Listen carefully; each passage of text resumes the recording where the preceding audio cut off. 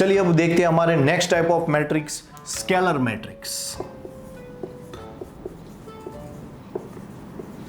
अच्छा, बच्चे सोचते हैं सर ये क्या है स्केलर। मैंने कहा देखो बहुत ही सिंपल है, मैंने इसके बारे में ऑलरेडी बता चुका हूँ, बस इसका नाम नहीं बताया था। In a diagonal matrix if all element of leading diagonal are equal then it is known as scalar matrix. For example देखो, आपको एग्जाम्पल लेते ही पता चल जाएगा कि मैट्रिक्स ए इक्वल टू अगर ऐसा दिया हो कि भाई 2 2 2 और बाकी के 0, क्योंकि डायगोनल मैट्रिक्स में बाकी के एलिमेंट 0 होते हो, लीडिंग डायगोनल के एलिमेंट अगर इक्वल हो, ठीक है, तो उसे क्या बुलाएंगे स्केलर मैट्रिक्स। यहाँ पे 2 3 5 कोई भी नंबर आ सकता है, ठीक है, तो इसे क्या बुलाएंगे स्केलर मैट्रिक्स। उसी के जैसा एक और प्यारा सा मैट्रिक्स है जिसे हम बुलाते हैं नल मैट्रिक्स, ठीक है, जिसे हम वॉइड मैट्रिक्स भी कहते हैं। अच्छा, इसे डिनोट किया जाता है कैपिटल ओ से। किससे?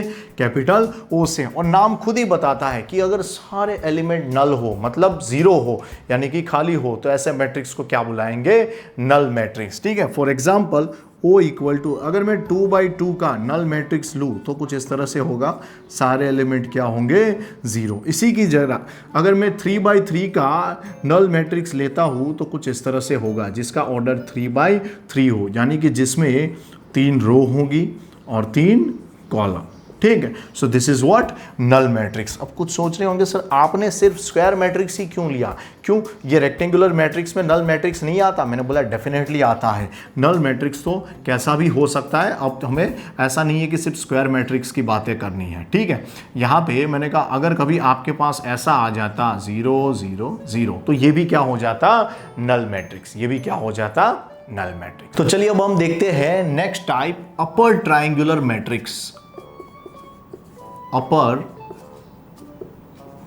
ट्राइंगुलर मैट्रिक्स, ठीक है। उसी के साथ एक और उससे रिलेटेड मैट्रिक्स देखेंगे, लोअर ट्राइंगुलर मैट्रिक्स। लोअर